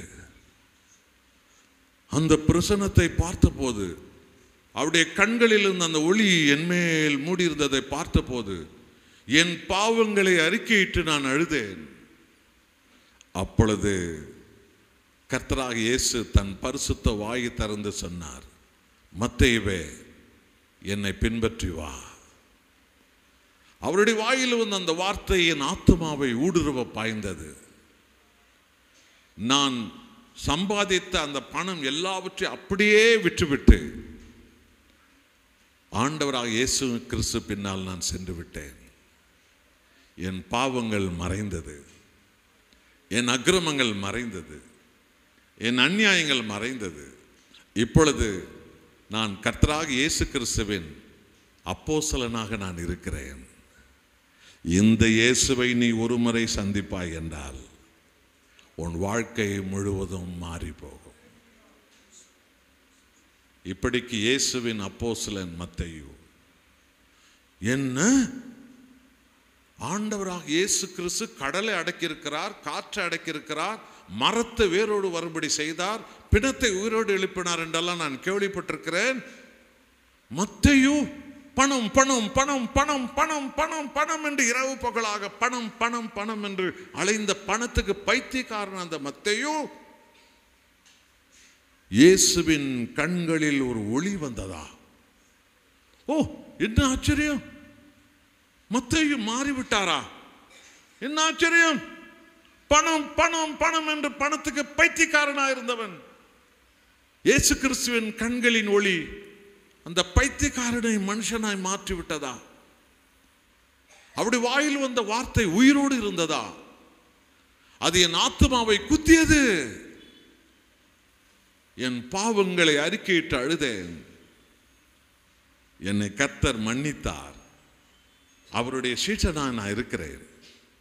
இந்த இயேசுவை ஒரு முறை நீ சந்திப்பாய் என்றால் உன் வாழ்வு முழுவதும் மாறும். இந்த சாட்சி தான். இந்த கலெக்டரா இருந்த மனுஷன் யோசிக்கிறான், இப்ப எந்த வழியில் அவரை பார்க்கறது? இப்ப எரிகோவுக்கு வருகிறாராம். எரிகோவுக்கு வருகிறார். கர்த்தராக இயேசு கிறிஸ்து எரிகோவுக்குள்ள வருகிறார். நூற்றுக்கணக்கான மக்கள் கூட்டம் அவர் பின்னால் வருகிறது. அவரை நான் பார்க்கணுமே, அவரை நான் பார்க்கணுமே. எப்படி பார்ப்பது, எப்படி பார்ப்பது? பாருங்க, யோசித்து பாருங்க. அவன் கலெக்டர், அந்த ஊரிலே அந்த பட்டணத்தில் நம்பர் 1 பணக்காரன். அவருக்கு 300க்கு மேற்பட்ட வீடு இருக்கிறது ரோடுகளில். என் கௌரவம் என்ன, என் அந்தஸ்து என்ன, என் பதவி என்ன, என் பணம் என்ன, நான் யாரு, நான் யாரு, நான் எங்க நிற்கணும்? யோசிச்சிருக்கலாம்ல? இல்லை, யோசிக்கவில்லை. கட்டிடத்து மேலே நிற்கலாமா? இல்லை. பால்கனியில் நிற்கலாமா? இல்லை. மொட்டை மாடியில போய் நிற்கலாமா? இல்லை, இல்லை, இல்லை. நான் ஆண்டவர் இயேசு பார்க்கணும். அவருடைய கண்களில் ஒளி வந்து ஒரு பாவி மனம் திரும்பினானா? அவரை நான் பார்க்கணும், அவரை நான் பார்க்கணும், அவரை நான் பார்க்கணும். அவன் தன் கலெக்டர் என்பதை தூக்கி எறிந்தான், பணக்காரன் என்பதை தூக்கி எறிந்தான். ஒரு பைத்தியம் பிடித்த சின்ன பிள்ளை போல தெருவோரத்தில் இருக்கிற மரத்தில் ஏறி உட்கார்ந்து கொண்டு அவரை பார்ப்பதில் அவன் ஆர்வமாக இருந்தான். கைகளை தட்டி கர்த்தருக்கு நாம் நன்றி செலுத்துவோம். யோசிச்சு பாருங்க, உங்க ஒருத்தருடைய சாட்சி உன் பொஞ்சாதி மாத்தணும் இல்லையா? உன் புருஷனை மாத்தணும் இல்லை? உன் சாட்சி உன் பிள்ளைகளை மாத்தணும் இல்லை? உன் சாட்சி உன் ஃப்ரெண்டுங்களை மாத்தணும் இல்லை? உன் சாட்சி உன் விரோதிகளை மாத்தணும் இல்லை? உன் சாட்சி உன்னோடு பழகிறவனை மாத்தணும் இல்லை, பழகிறவளை மாத்தணும் இல்லை? எங்கே உங்களுடைய கிறிஸ்தவ ஜீவியம்? கிறிஸ்தவம் என்பது 20 முறை அல்லேலூயா சொல்லி முடிக்கிறதில்ல, 40 முறை கையை தட்டிட்டு போறதில்ல. சத்தியத்தில் பிறந்து, சத்தியத்தில் வளர்ந்து, சத்தியத்தில் வாழ்ந்து காட்டுவதுதான் கிறிஸ்தவம். ஞாபகம் இருக்கட்டும். ஒரு சாட்சி ஒரு கலெக்டரை மரத்தில் ஏறி உட்கார வச்சுக்கிது பாருங்க. ஒரு சாட்சி ஒரு பெரிய பில்லியனர் மரத்தில் ஏறி உட்கார்ந்தா பாருங்க. அப்போ உங்களுடைய சாட்சி இந்தியாவில் எத்தனை மத தலைவனை, எத்தனை அதிகாரிகளை, எத்தனை மனுஷனுங்களை உங்க சாட்சி மாற்றி அமைக்கணும். இதை நீங்க என்றைக்காக சிந்தித்தது உண்டா? ஆண்டவராய் இயேசு சொன்னார், உங்களை ஏற்றுக்கொள்கிறவன் என்னை ஏற்றுக்கொள்கிறார். உணர்ந்து பாருங்க. உன்னை ஒருத்தன் முதல்ல ஏத்துக்கணும், அவன் நிச்சயமா இயேசுவை ஏத்துக்குவானா? உணர்ந்து பாருங்க. தயவு செய்து இன்று முதல் உணருங்க. என் அன்பான தேவ ஜனங்களை, இந்த சத்தியம் பல கோடி பேருக்கு தெரியாது. இந்த சத்தியத்தை இந்த சிறு ஜனக்கூட்டமான நீங்கள் கேட்டிருக்கின்றீர்கள். நீங்க பல ஆயிரம் பேருக்கு ஒருத்தரும் நீங்க சொல்ல வேண்டியது உங்களுடைய கடமை. ஆகவேதான் இந்த மனிதன் குள்ளனா இருந்தாலும் நான் பில்டிங் மேலே நிற்கலாம், பால்கனியில் நிற்கலாம், மொட்டை மாடியில் நிற்கலான்றதெல்லாம் யோசிக்காம, ஏன்னா அவன் அந்தஸ்தை நினைச்சிருந்தா அதெல்லாம் நின்று இருப்பான். அவன் அந்தஸ்தை குப்பையா நினைச்சிட்டான். ஆண்டவராக இயேசுவை மகிமையாக நினைச்சான். அந்த அதிசயமானவரை நான் பார்க்கட்டும் என்று சொல்லி ரோட்டு ஓரத்தில் இருக்கிற காட்டு அத்தி மரம், இன்னைக்கு அந்த மரம் எருசலேமில் இருக்கிறது. அதே எரிகோ ஊர்ல அந்த மரம் இன்னைக்கும் காப்பாற்றி வச்சிருக்கிறாங்க. 2500 வருஷம் அந்த மரத்துக்கு வயது என்று ஆராய்ச்சியாளர்கள் அந்த மரத்துக்கு அந்த ஆராய்ச்சி செய்து அந்த மரத்துக்களை எழுதி வச்சிருக்கிறாங்க. என் அன்பானவர்களே, இந்த சக்கையும் மரத்தில் ஏறி போய் உட்கார்ந்து விட்டான். இதோ கர்த்தர் தூரத்தில் வருகிறார். அந்த மரத்தில் ஒருத்தர் உட்கார்ந்து இருக்கிறவன் யார்? அவருக்கு தெரியும். அவன் இதயத்தினுடைய தாகம் என்ன அவருக்கு தெரியும். அவன் இதயத்தினுடைய வாஞ்சி என்ன அவருக்கு தெரியும். யோசிச்சு பாருங்க, யோவான் 2ஆம் அதிகாரம் 25வது வசனம். ஒருத்தர் சத்தமா படிங்கிறவங்க எல்லாம் கேட்கட்டும். அது யோவான் 2ஆம் அதிகாரம் 25. நானே படிச்சிடறேன், கேளுங்க. மனுஷன் உள்ளத்தில் இருப்பதை அவர் அறிந்திருந்தபடியால் மனுஷரை குறித்து ஒருவரும் அவருக்கு சாட்சி கொடுக்க வேண்டியதா இருக்கவில்லை. அல்லேலூயா சொல்லுங்க. அவர் மனுஷனை உண்டாக்கினவர், மனுஷ இதயத்தை உண்டாக்கினவர், மனுஷ சிந்தை உண்டாக்கினவர், மனுஷ நினைவுகளை உண்டாக்கினவர், மனுஷனுடைய உள்ளத்தில் இருக்கிற ஆவியை உண்டாக்கினவர். அவர் எங்கிருந்தாலும் ஒரு மனிதனை பார்க்கும்போது அவருடைய நினைவுகள் என்ன என்பதை கர்த்தர் அறிவார். அவருடைய யோசனைகள் என்ன தேவன் அறிவார். அவன் இதயத்தில் இருக்கிற நோக்கங்கள் என்ன தேவன் அறிவார்.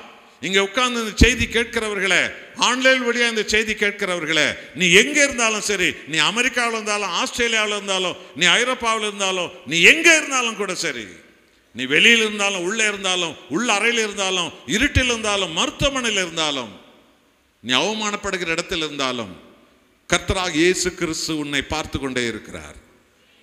உன்னுடைய இதயத்தின் நினைவுகள் எல்லாம் அவர் பார்த்து கொண்டே இருக்கிறார். மறந்துடாதீங்க கிறிஸ்தவர்களே, அவர் மனுஷன் உள்ளத்தில் இருப்பதை அவர் அறிந்திருக்கிறபடியால் ஒரு மனுஷன் அவரை பத்தி அவர்கிட்ட சொல்ல வேண்டியது இல்லையா? அவருக்கு எல்லாரையும் தெரியும். அந்த மரத்தில் ஒருத்தர் உட்கார்ந்து இருக்கிறான் பாருங்க, இலைகளுக்குள்ள, அவன் இதயம் என்ன அவருக்கு தெரியும். அவன் தாகம் என்ன அவருக்கு தெரியும். அவன் வாஞ்சை என்ன அவருக்கு தெரியும். அவன் யார் அவருக்கு தெரியும். அவன் அந்தஸ்தை எப்படி தூக்கி எறிந்தான் அவருக்கு தெரியும். அவன் மேன்மை எப்படி தூக்கி எறிந்தான் அவருக்கு தெரியும். ஆகவேதான் கர்த்தராகிய இயேசு கிறிஸ்து நேரடியாக அந்த மரத்தின் கீழ் வந்து நின்று, சக்கைவே கவனிச்சு பார்த்தீங்களா, அவன் பேர் அவருக்கு தெரியும். சங்கீத புஸ்தகம் சொல்லுகிறது, நீங்கள் பிறப்பதற்கு முன்னமே கர்த்தர் உங்கள் பேரை பரலோகத்தில் எழுதி வைத்திருக்கிறார். கைகளை தட்டுகள் ஆறுபாய். அல்லேலூயா, அல்லேலூயா. இந்த தெய்வத்தை தான் இந்தியாவில் இருக்கிற 140 கோடி ஜனங்களுக்கும், தெய்வ பக்தி உள்ள ஜனங்களுக்கெல்லாம் இந்த தெய்வத்தை தான் தெரியணும். உங்க வழியா தான் தெரியும். உங்க வழியா தான் தெரியணும். உங்க வழியா தான் அந்த தெய்வம் வெளிப்படுவார். நம் வழியா தான் அவர் வெளிப்படுவார். நீங்களே என்னுடைய சாட்சிகள் என்று சொன்னார். என் அன்பான தெய்வ ஜனங்களே, உணர்ந்து பாருங்க, அவன் இதயத்தின் தாகத்தை அறிந்தவர். சக்கைவே சீக்கிரமா இறங்கி வா. உன்னை மீட்க மனிதர்களால் எட்டி பிடிக்க முடியாத உயரமான பரலோகத்திலிருந்தே நான் கீழே இறங்கி வந்துட்டேன். என்ன பார்க்க நீ மேலே ஏற வேண்டிய அவசியம் இல்லை. கீழே இறங்கு.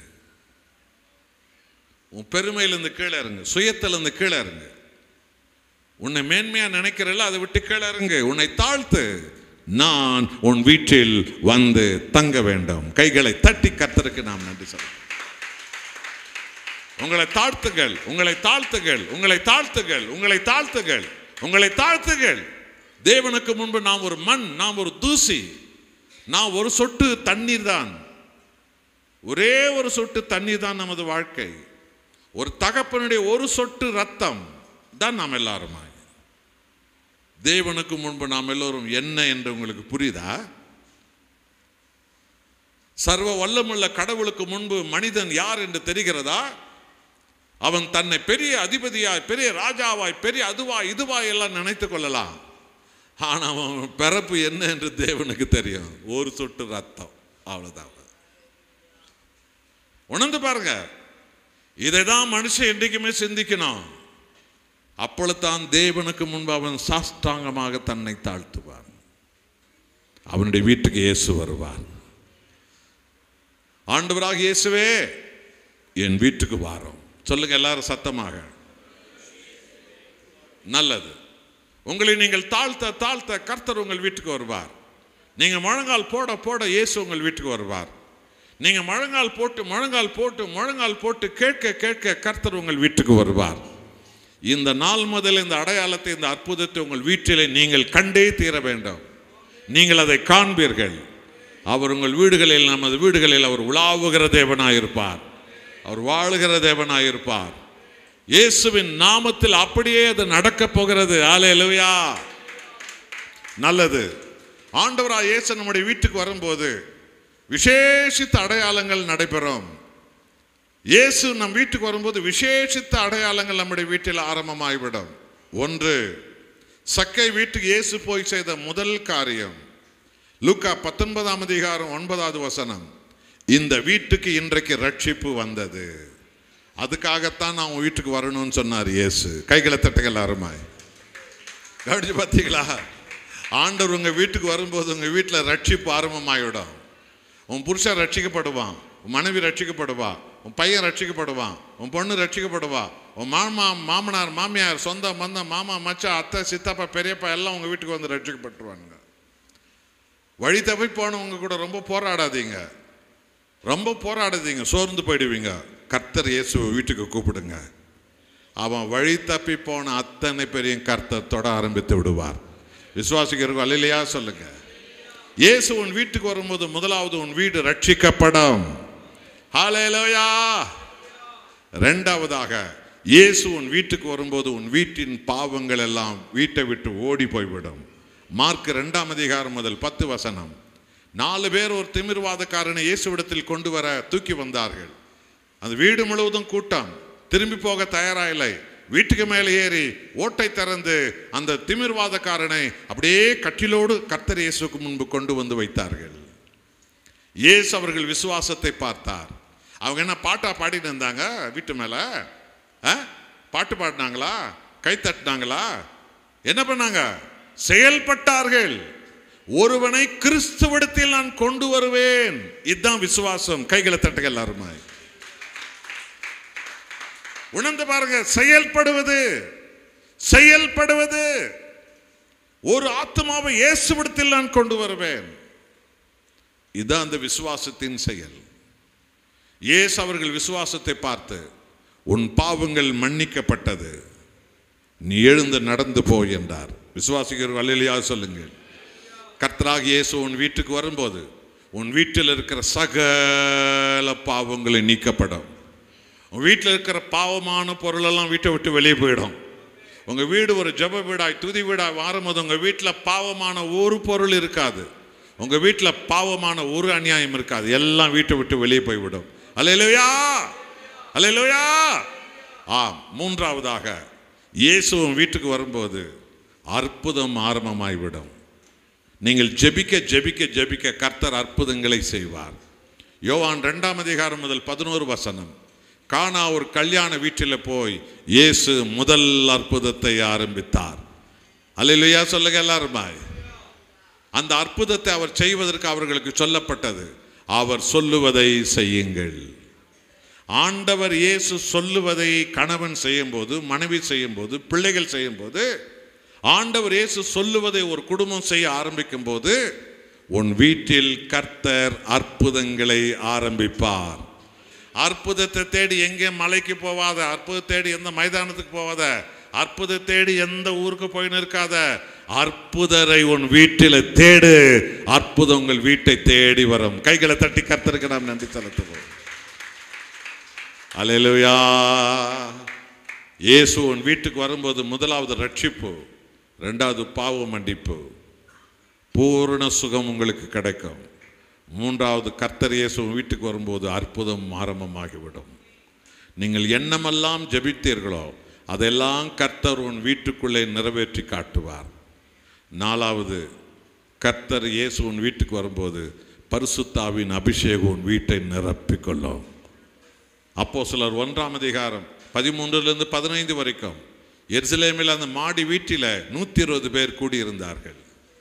பெந்தெக்கோஸ்து நாள் வந்தபோது அவர்கள் துதித்தார்கள், பாடினார்கள், துதித்தார்கள், பாடினார்கள், துதித்தார்கள், பாடினார்கள். பரிசுத்த ஆவியானவர் அந்த வீட்டை நிரப்பினார். அங்கிருந்து தான் உலகம் முழுவதற்கும் அப்போஸ்தலர்கள் சத்தியத்தை போதிக்க, இயேசுவே கர்த்தர், இயேசுவே தேவன், இயேசுவே ராஜா என்று போதிக்க, சாத்தானின் கோட்டைகளை உடைக்க அந்த மாடி வீட்டிலிருந்து தான் 120 பேரும் உலகம் முழுவதும் புறப்பட்டு போனார்கள். கைகளை பலமாய் தட்டுகிறார்கள். அல்லேலூயா, அல்லேலூயா. என் அன்பான தேவஜனமே, பெந்தெக்கோஸ்து நாள் என்ற அற்புதம், அபிஷேகம், அந்த ஆவியானவருடைய அபிஷேகம் எருசலேமில் இருக்கிற சாலமோன் கோவில் மேல வரல. ஞாபகம் இருக்கட்டும். ஒரு பெரிய மக்கள் கூட்டத்தின் மேல் அது வரல, ஞாபகம் இருக்கட்டும். கர்த்தருடைய சமூகத்தை தேடி துதித்து துதித்து துதித்து துதித்து ஜெபித்து கொண்டிருந்த 120 பேர் மேல் அந்த வீட்டின் மேல் ஆவியானவர் வந்து இறங்கினார். உன் வீட்டின் மேல் ஆவியானவர் வந்து இறங்குவார். உன் குடும்பத்துக்குள் ஆவியானவர் இறங்குவார். உன் மகனை ஒரு ஊழியக்காரனா கர்த்தர் எழுப்புவார். உன் குடும்பத்தை ஆண்டவர் ஒரு ஜெபிக்கிற வீடா, ஆத்தும ஆதாயம் செய்ய வீடா உன் வீட்டை ஆண்டவர் எழுப்புவார். என் அன்பான தேவ ஜனங்களே, நான் உன் வீட்டில் வந்து தங்க வேண்டும். கர்த்தர் இயேசு உன் வீட்டுக்கு வரும்போது உன் வீட்டுக்குள்ள ஆவியானுடைய அபிஷேகம் நிரம்பி வந்துவிடும். 1 ரட்சிப்பு, 2வது பாவ மன்னிப்பு, பூர்ண சுகம் உண்டாகும். இயேசு உன் வீட்டுக்கு வரும்போது பாவமானதெல்லாம் உன் வீட்டை விட்டு போயிடும். பாவமானதெல்லாம் நீங்களே எடுத்து வெளியே போட்டுருவீங்க. 3வது உன் வீட்டுக்குள்ள என்ன நடக்கும்? அற்புதங்கள். 4வது வீட்டுக்குள்ள என்ன நடக்கும்? அபிஷேகம் இறங்கி வரும், தேவ அபிஷேகம். 5வது உன் வீட்டுக்குள்ள தேவனுடைய சமாதானம் வந்து ஆளுகை செய்யும். யோவான் 20ஆம் அதிகாரம் 19வது வசனம். பூட்டிய வீட்டுக்குள்ளே சீஷர்கள் யூதர்களுக்கு பயந்து காத்திருந்தார்கள். கர்த்தராகிய இயேசு அந்த வீட்டுக்குள் அவர்கள் மத்தியிலே தோன்றி உங்களுக்கு சமாதானம் என்றார். ஹல்லேலூயா. இன்னைக்கு சமாதானம் ரோட்டில் வரணுமா, வீட்டில் வரணுமா? வீட்டில் தான் வரணும். இன்னைக்கு ரோட்டில் சமாதானம் இல்லாமல், நாட்டில் சமாதானம் இல்லாமல் இருக்க காரணம் என்ன தெரியுமா? வீட்டில் சமாதானம் இல்லை. வீடுகளில் சமாதானம் இருந்ததென்றால் ரோடுகளில் சமாதானம் வரும். ரோடுகளில் சமாதானம் வந்தால் நாட்டில் சமாதானம் வரும். இன்றைக்கி நாட்டில் சமாதானம் ஏன் இல்லை என்று சொன்னால் ஒவ்வொரு வீட்லேயும் சமாதானம் இன்றைக்கு இல்லை. ஆகவே ஆண்டவராக இயேசு உன் வீட்டுக்கு வரும்போது பரலோக சமாதானம் உன் வீட்டை மூடிக்கொள்ளும். கணவன் மனைவியின் சமாதானம், பெற்றோர் பிள்ளையின் சமாதானம், உறவு குடும்ப உறவின் சமாதானம் உன் குடும்பத்தை முழுவதும் மூடிக்கொள்ளும்.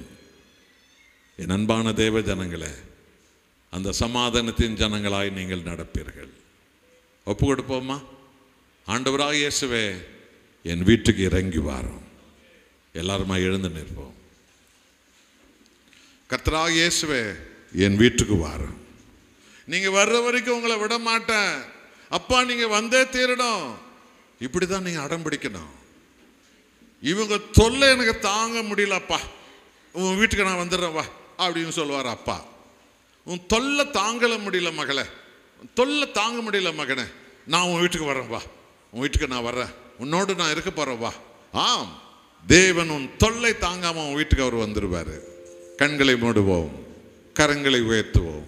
நான் வாழ தெரியாமல் வாழ்ந்தேன், என்னை மன்னிங்க. என் மனைவியை நான் அசட்டை பண்ணி வாழ்ந்தேன், கனப்படுத்தவே இல்லை, மன்னிங்க. என் புருஷனை நான் தூக்கி எறிந்து வாழ்ந்தேன், நான் மதிக்கவே இல்லை, கீழ்ப்படியவே இல்லை, என்னை மன்னிங்க. எங்க பிள்ளைகளை நாங்கள் உதாசனம் செய்து வாழ்ந்தோம், எங்களை மன்னிங்க ஆண்டவரே. நாங்கள் குடும்பமாக உம்மை தேடாமல் போனோம், எங்களை மன்னிங்க ஆண்டவரே. என் வீடு சினிமா தியேட்டரா போனது, என்னை மன்னிங்க. என் வீடு ஒரு சாராய கடை போல் போனது, ஊர்ல இருக்கிறவங்களாம் வந்து என் வீட்டில் குடிச்சான், என்னை மன்னிங்க. என் வீடு ஊர்ல இருக்கிற கதையெல்லாம் பேசுகிற, சண்டித்தனம் பண்ணுகிற, கட்ட பஞ்சாயத்து பண்ணுகிற இடமாக என் வீடை மாத்திட்டேன், என்னை மன்னிங்க ஆண்டவரே, என்னை மன்னிங்க அப்பா. என் வீட்டுக்கு நீங்க வரணும் ஆண்டவரே. அல்லேலூயா. எல்தன் உள்ளம் தங்கோ இயேசு தெய்வமே, உள்தன் வீடாய் மாற்றோ இயேசு தெய்வமே. எல்லாரும் எல்தன் உள்ளம் தங்கோ இயேசு தெய்வமே, ஓந்தன் வீடாய் மாற்றோ இயேசு தெய்வமே. எல்லாரும் இயேசு தெய்வமே, இயேசு தெய்வமே,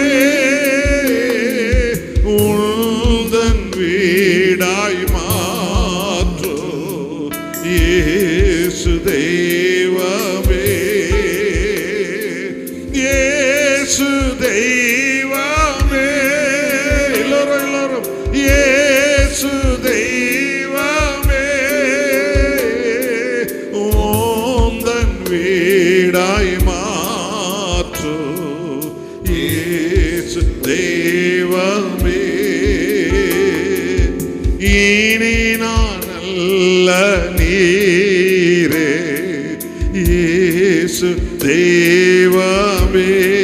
சொல்லுங்க, இனி நான் அல்ல நீரே இயேசு தெய்வமே.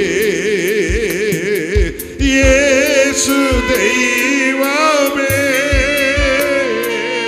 இயேசு தெய்வமே.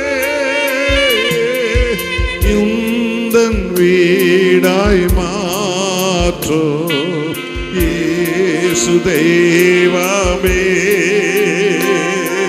இயேசு தெய்வமே.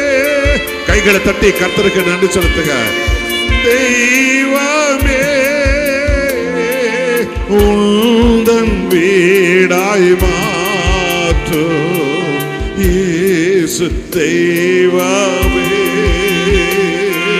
உந்தன் வீடாய் மாற்றோ இயேசு தெய்வமே.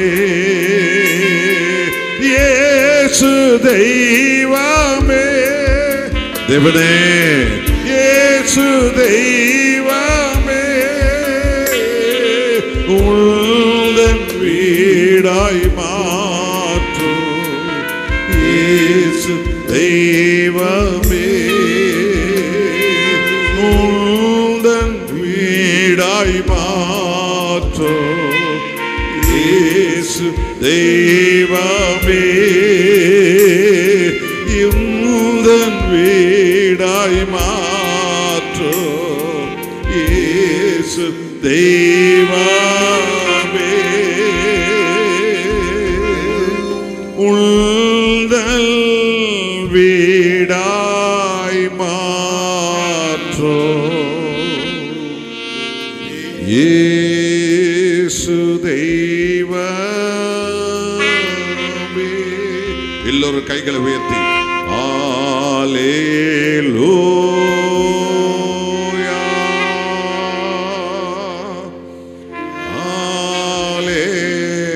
அல்லேலூயா.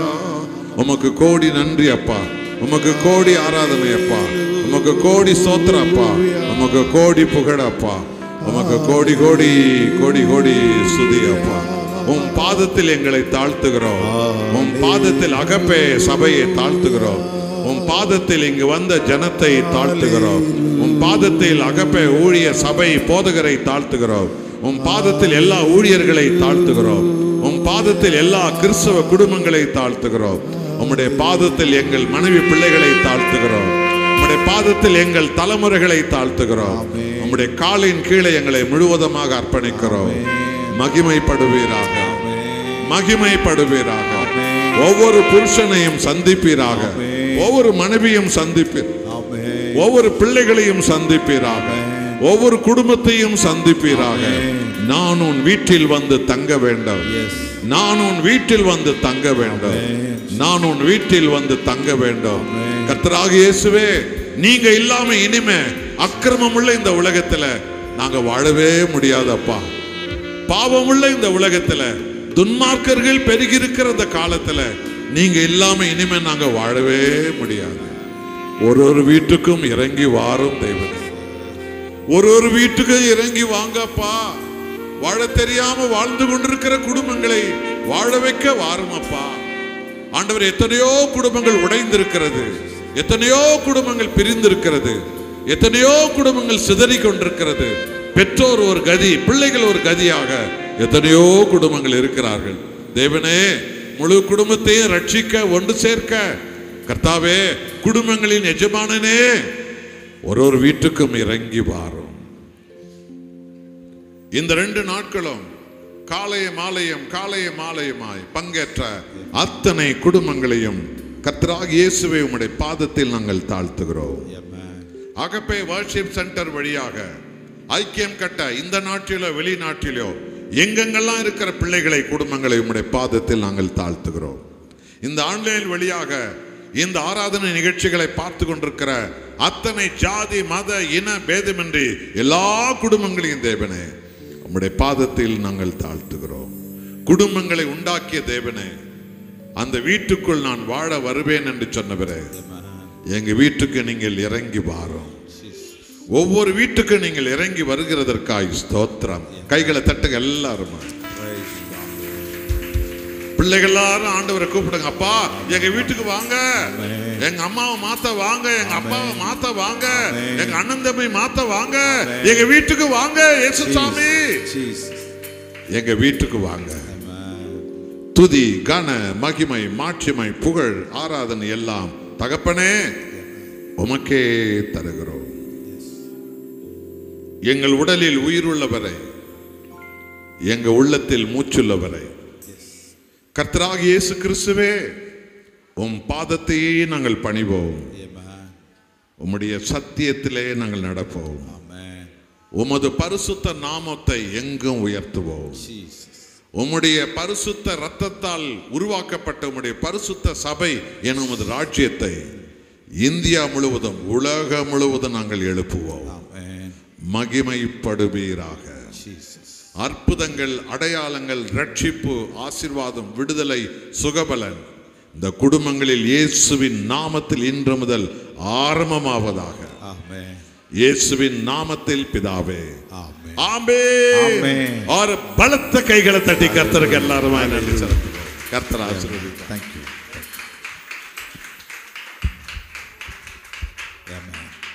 ஒரு சில நிமிஷங்கள் அப்படி உட்காருங்க. 2 நிமிஷத்தில் நம்ம கொடுகையை நிறைவு செய்து விடலாம். இந்த கொடுகை